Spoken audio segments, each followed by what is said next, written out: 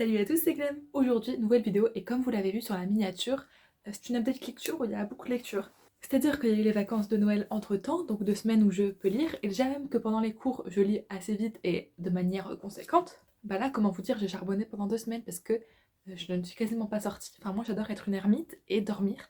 Donc c'était parfait pour la lecture, j'ai bien fait de m'y remettre au final. Donc j'ai beaucoup de titres, je vais essayer de pas trop m'éterniser sur chacun d'eux parce que sinon on n'est pas sorti de l'auberge. Je vais pas non plus le faire dans l'ordre chronologique parce que ça va être trop chiant. Et précision, j'ai aussi lu des livres de la bibliothèque, n'est-ce pas? Parce que j'ai découvert que la bibliothèque de ma ville était gratuite en fait depuis septembre, donc trop cool. On va d'ailleurs commencer par ces livres là maintenant, comme ça ce sera tranquille et je vous montrerai les livres papier. Donc j'ai tout d'abord lu Perfect on Paper, qui est l'histoire de Darcy, qui est une fille qui détient un casier mystérieux. Et en fait, quand ça va pas bien dans ton couple, dans ton amitié, etc., tu déposes une lettre dans ce casier avec ton adresse mail et le casier te répond par mail. Et ce casier, vous avez compris, c'est Darcy qui est derrière tout ça. Et elle sait un petit peu de business parce qu'elle demande 10 € à chaque fois aux gens et elle a vraiment un taux de réussite super bon, les couples ils se remettent ensemble, etc. Mais un beau jour, son secret va être découvert. Il y a quelqu'un qui l'a vu rentrer dans le casier 89 et qui du coup connaît son secret. Et Darcy, pour pas se faire exposer devant tout le monde, elle va accepter d'aider ce petit mec qu'il a découvert. Et on va suivre un petit peu la vie lycéenne de Darcy et de ce monsieur et de ses copines. Alors, je le voulais beaucoup et franchement, je suis contente de l'avoir juste emprunté parce qu'il était bon. Je lui ai mis 15 sur 20. Mais il manquait le petit waouh qui fait que c'était incroyable. Alors, je sais pas vous dire ce qui manquait particulièrement parce que l'histoire était assez bien rythmée, j'étais assez bien dedans. Il y a aussi beaucoup de représentations LGBT si ça vous intéresse. Mais franchement, je sais pas ce qu'il a fait pour que ce soit seulement un 15, mais c'était une très bonne histoire quand même. Et ensuite, j'ai emprunté Ça peut pas rater de Gilles Le Gardinier, je crois. Malheureusement, ça l'a pas fait. En fait, déjà, rien qu'à la couverture, on pouvait deviner. Mais j'avais vu une meuf qui en avait parlé grave en bien, en mode c'est super drôle, etc. D'après le résumé, c'est censé être une meuf qui s'est fait larguer slash tromper et qui en a marre des hommes, et du coup, elle décide d'être en mode vraiment self-love et fuck les hommes. Au bout de 3 chapitres, j'ai abandonné et c'est la première fois que j'abandonne un livre, je crois. Alors que pourtant, c'était prometteur. Mais franchement, je peux pas, l'écriture, elle m'a fait trop bizarre à lire en fait. Il y a beaucoup de descriptions et pas mal de métaphores, et pourtant d'habitude, quand il y a des descriptions et tout, enfin ça va. Mais là, je sais pas, ça l'a pas fait. On va maintenant passer au livre papier, et je vais commencer par un manga. Vous ne devez plus en pouvoir à force que je vous le présente, c'est Les Carnets de l'apothicaire. Là, j'ai le tome 8 parce que j'ai lu jusqu'au tome 8.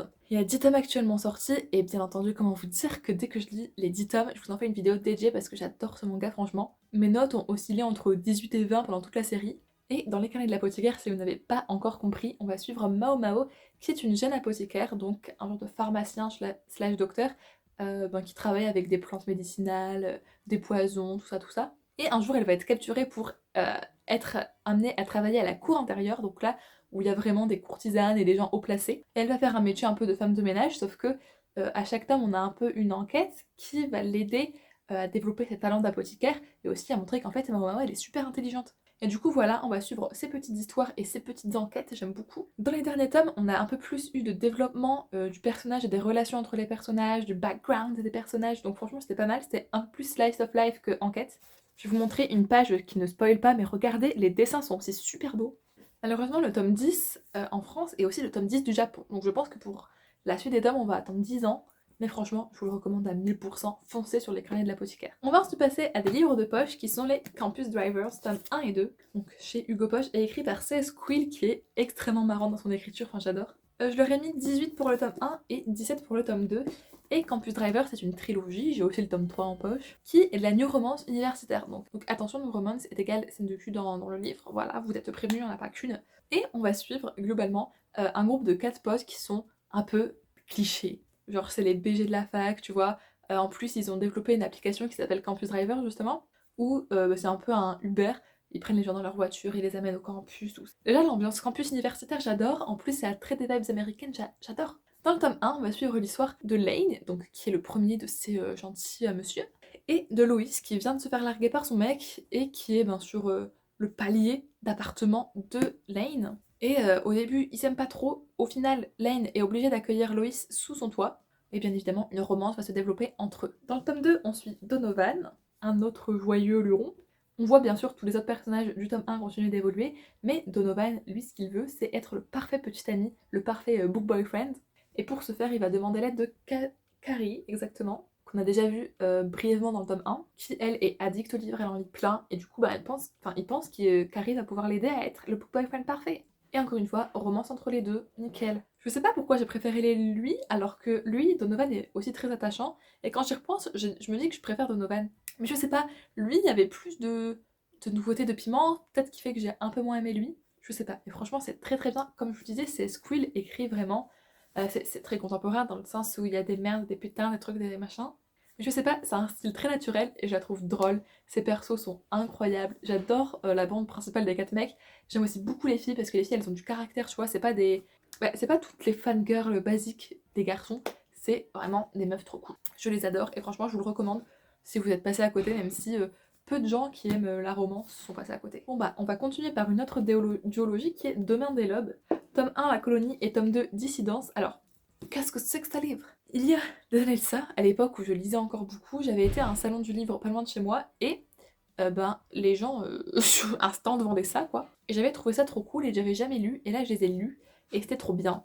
Alors je sais pas trop c'est quoi les genres, je crois que c'est un peu apocalypse tout ça. Mais c'est vrai que par rapport à d'habitude c'est un peu plus action tu vois que juste du slice of life et de la romance. Si vous voulez, on va suivre Lou. Lou qui vit dans une société qui s'appelle la colonie, où globalement t'as les dirigeants d'un côté, donc c'est les riches, ceux qui ont tout le pouvoir, et il y a les exécutants de l'autre, et Lou est une exécutante, donc eux ils ont pas trop de droits, pas trop de pouvoir, c'est un peu des sous-merdes. Et Lou travaille pour une famille de dirigeants parce que son père est un haut cuisinier, tout ça, tout ça. Et dans cette maison de dirigeants, elle va rencontrer Aurel. Aurel, un brave jeune homme, Aurel qui lui-même est un dirigeant et pourtant pas trop pour cette idée de caste sociale. Du coup, on va suivre leur histoire. Est-ce que la rébellion va être menée à bien? Tout ça, tout ça.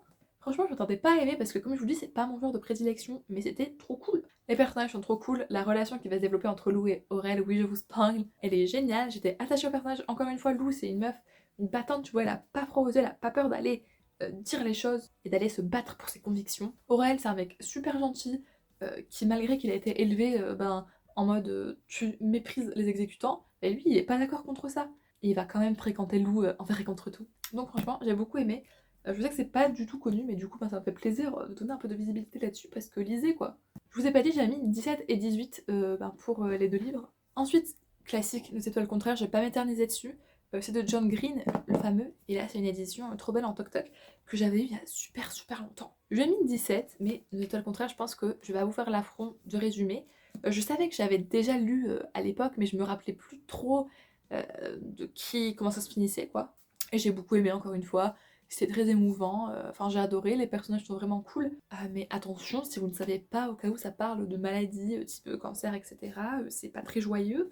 Mais c'est la vie, beaucoup de belles réflexions. Enfin, c'est nos étoiles contraires, quoi. Et j'adore John Green. Enfin, franchement, je trouve qu'il écrit grave bien. J'ai lu 2 livres de lui seulement, mais j'adore. Et à la bibliothèque, j'en prendrai plus pour découvrir un peu plus de sa plume. Bref, on passe rapidement parce que Nos étoiles contraires, c'est trop connu. Encore une relecture et encore un 17 sur 20, c'est Blacklisté avec une couverture qui prend les traces de doigts. Je l'avais lu encore une fois à mon époque lycée/collège où je lisais beaucoup de livres.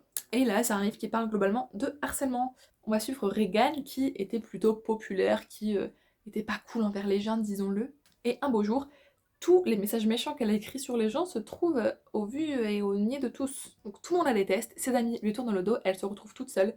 Et du coup, elle se fait harceler, elle doit apprendre à vivre comme ça. Et franchement, je me rappelle que c'était mon livre préféré à l'époque collège-lycée, comme je vous dis.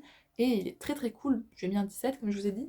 Je pense que c'était logique que je l'ai apprécié plus quand j'étais plus jeune, étant donné que j'étais plus dans le bain du lycée, etc. Mais ça reste quand même trop cool. Et je trouve que ça aborde bien quand même la question de harcèlement et de qu'est-ce qui est bien ou mal en fait. Quelle est la limite entre l'harcelé et l'harceleur? Parce qu'au final, est-ce que Regan, avant d'être harcelée, elle était pas un petit peu harceleuse? Franchement, c'était top, j'ai bien aimé. Ensuite, du Cat Clark avec A Kiss in the Dark. Alors, j'ai fini tous les livres, enfin non, j'ai pas fini, mais j'ai toute la collection des livres de Cat Clark que je souhaite avoir. Donc je suis très contente, merci papa et maman qui me les ont achetés à Noël. Dans A Kiss in the Dark, on va suivre Alex et Kate qui se sont rencontrés sur internet et un beau jour ils se rencontrent dans un concert en vrai, enfin c'est le moment quoi. Et tout va comme sur des roulettes, ils sympathisent bien, ils se revoient, etc. On peut dire qu'ils tombent amoureux. Sauf que notre cher Alex nous cache un terrible secret. Ce secret qu'Alex cache, forcément, ça va poser problème parce que Kate, elle ne sait pas. Et quand Alex va devoir lui révéler, ça... Donc voilà, j'ai adoré le personnage d'Alex, c'est vraiment cool. Genre, il est grave sympa, il est rigolo, mais qu'est-ce qu'on a envie de le secouer? Je n'en pouvais plus, j'étais en mode, bro, wake up. On a envie qu'il dise le secret à Kate, parce qu'au bout d'un moment, on sait que Kate va finir par l'apprendre.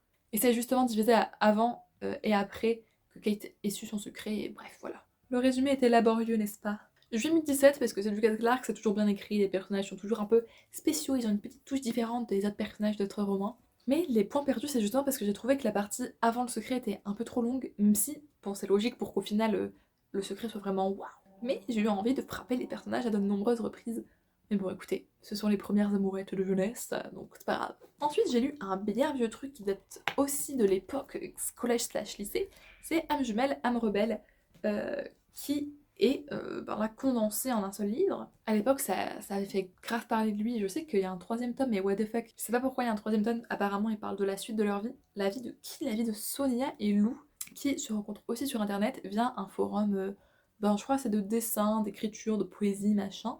Elles deviennent très très amies et ça tombe bien parce que Sonia sait très bien écrire, elle manie les mots, et Lou, elle dessine vraiment super bien. Donc les deux vont s'allier pour faire des sortes de petites BD, enfin des trucs sympas.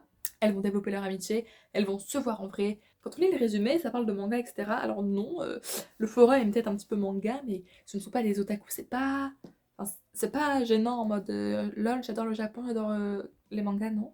Oui, c'est ça, je lui ai mis 15 parce que, au final, dans quel but? Enfin, l'histoire était sympa, j'avais bien aimé les suivre, mais j'ai l'impression qu'il n'y avait pas vraiment de finalité à ça.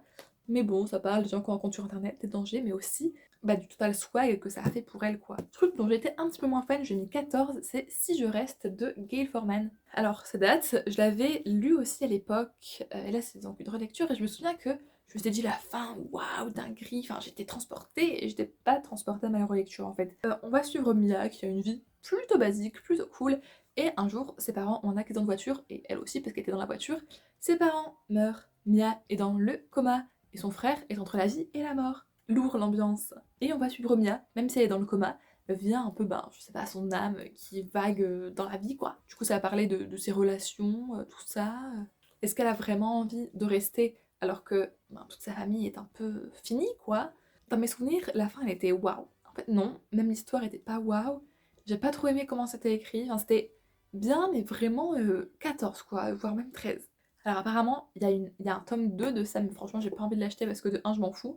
De 2 vu que j'ai pas spécialement aimé ce tome-là, je vois pourquoi j'irais acheter un autre tome. Mais bref, voilà, c'était pas très long de toute façon, j'ai pas perdu le temps. On va passer à Hunger Games, la balade du serpent et de l'oiseau chanteur, donc le préquel de Hunger Games, une grosse palace qui fait partie de mon top 5 de mes livres préférés. Je vous spoil, mais allez voir cette vidéo où j'en parle plus en détail. Je lui ai mis 19, j'aurais pu lui mettre 20.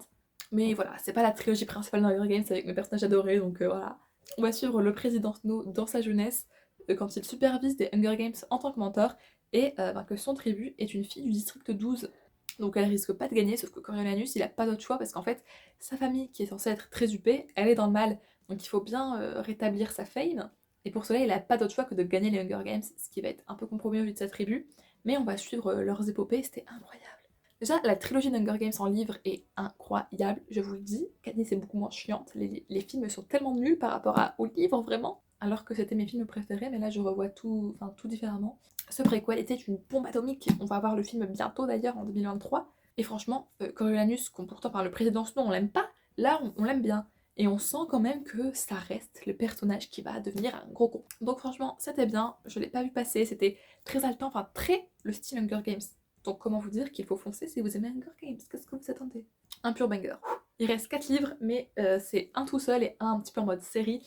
Donc ça va aller vite, j'essaie d'aller au plus rapide là. On est un peu lent, mais ça va aller, hein, ça va le faire. On a le club des cœurs solitaires de Elisabeth Hultberg, qui date encore une fois de la période collège-lycée où j'avais acheté ce livre, quoi. Et j'ai noté ce livre 15 sur 20, ce qui est pas mal, parce que il m'a pas transporté de fou, mais il était quand même bien, vous voyez. Je vais vous expliquer un peu le résumé. Alors, dans ce livre, on va suivre comment Penny, exactement, qui en a marre des mecs. Franchement, elle en peut plus. Elle est colissée, mais elle se dit à quoi bon être en couple. Et du coup, elle va créer le club des cœurs solitaires, qui, comme son nom l'indique, consiste à ne pas sortir avec des garçons, ou de filles d'ailleurs, juste vivre sa vie de lycéenne le plus paisiblement que possible, et quitte à faire, autant profiter avec ses amis, etc., etc. Bien sûr, elle a fait ça parce qu'elle avait un peu le seum que le mec sur qui elle crushait de fou, au final, s'en foutait d'elle. Et rapidement, le club des cœurs solitaires va devenir un peu famous dans le lycée, et de plus en plus de jeunes filles vont vouloir le rejoindre, sauf que ça va faire un peu de bruit auprès des directeurs, auprès des garçons, tout ça. Ça peut lui causer des problèmes, mais aussi et surtout, c'est qu'elle commence à tomber un petit peu amoureuse d'un garçon. Alors, est-ce que c'est totalement contraire à son club? Et est-ce que si elle se revendique en tant qu'en couple, elle risque pas d'avoir beaucoup de drama étant donné que tout le lycée est au courant que c'est elle la fondatrice de ce club et c'est elle qui veut plus de petits copains. Bon voilà, une histoire assez lycéenne, somme toute plutôt classique. C'est pour ça que je lui ai mis que 15, mais franchement c'était quand même agréable à suivre. L'histoire elle était cool, les personnages sont bien. Et franchement on a quand même envie de savoir la fin. Donc c'est pas le livre révolutionnaire de l'année, mais j'ai franchement bien aimé, donc voilà. Je pense que ça c'est plutôt vraiment pour un public de lycéens encore une fois. Parce que mon grand âge, ce n'est plus vraiment ce qui avait vibrait mon cœur. Comme je vous dis, on finit avec une série un petit peu qui sont les Kimans, ou du moins les livres de Karen McManus. Il m'en reste un à lire qui est Lien de sang. Bon, on a une première division qui est Kimans qui meurt, qui sont plutôt ensuite. Kimans qui est d'ailleurs une série télévisée et qui est beaucoup plus connue que Kimmer, alors que j'ai préféré Kimmer. J'ai mis 18 à Kimmer et 17 à Kimans, et globalement dans ces histoires, et dans tous les livres de cette autrice, on va suivre des petites enquêtes. Dans Kimman, on a l'enquête de un lycéen qui est mort, tout simplement. Sauf ils étaient que 5 dans l'heure de colle pendant lequel ce jeune homme est mort. Donc il n'y a que 4 suspects. Et on va savoir c'est qui a tué Simon. Dans Kimmer, c'est une toute autre enquête. On a quelques personnages qu'on a déjà évoqués dans Kimman. Mais franchement, j'ai beaucoup plus aimé l'enquête. Un résultat que j'ai préféré, qui était moins tarabiscoté. Et une résolution qui m'a plu, quoi. Et ensuite on a Se taire ou mourir, je me rappelle plus la note que je lui ai mise, je crois que c'est 18. Encore une fois, une enquête. Sauf que là c'est plutôt sur des disparitions. On sait pas encore s'il y a des morts ou pas, mais c'est dans une ville où il y a quand même beaucoup de disparitions, et les disparitions ont tout un point commun, c'est souvent des reines du bal de promo du lycée. Et on va suivre deux frères et sœurs jumeaux qui arrivent dans cette ville et qui vont devoir un peu résoudre tous les mystères contre leur gré parce qu'ils y sont impliqués de près ou de loin, et j'ai adoré cette histoire. Je pense qu'elle est au même niveau que Kimmer, c'est-à-dire que j'étais prise dedans, je voulais savoir la fin. Franchement, je me doutais jamais des résolutions, sauf dans Kimmer, je m'en suis douté un petit peu plus tôt que la fin, quoi. Mais je sais pas si c'est parce que je suis bête ou parce que les livres sont vraiment trop bien, mais franchement, j'ai adoré résoudre cette enquête aux côtés de nos personnages qui sont aussi très bien écrits et très attachants. J'ai fini pour tous les livres. Je crois que le plan a un petit peu changé, désolée, je n'avais plus de place sur mon téléphone. En même temps, ça fait longtemps que j'ai pas supprimé les vidéos que j'ai faites. Bon bref, ça tombe bien, c'était la conclusion, donc mettez un pouce bleu si cette vidéo vous a plu. Est-ce qu'on a des livres en commun, des lectures en commun? Je sais que ma chaîne elle est surtout centrée manga et cosplay, mais malheureusement, ou plutôt heureusement, la lecture ça fait partie aussi maintenant de mes passe-temps. Et étant donné que j'ai beaucoup moins le temps de me cosplay parce qu'il y a le temps de préparation, le temps de filmer des vidéos, de photos, etc., il me faut un bloc d'heures bien défini, alors que là, j'ai 20 minutes pour lire, je peux prendre 20 minutes pour lire. Ce qui fait que c'est beaucoup plus simple, et que du coup, de temps en temps, il y a des petites vidéos lecture qui vont pop sur la chaîne, bien sûr. Dès que j'achèterai un nouveau cosplay, il y aura une review. Il y aura des petits make-up cosplay, il y aura des petites reviews, slash achats, slash lecture manga. Bientôt un avis manga sur les carnets de l'apothicaire, donc abonnez-vous les gars. Et voilà, n'hésitez pas vous à me dire quelle a été votre dernière lecture en manga ou non. Et nous on se dit à mercredi midi prochain pour une nouvelle vidéo. En attendant, prenez soin de vous, bisous.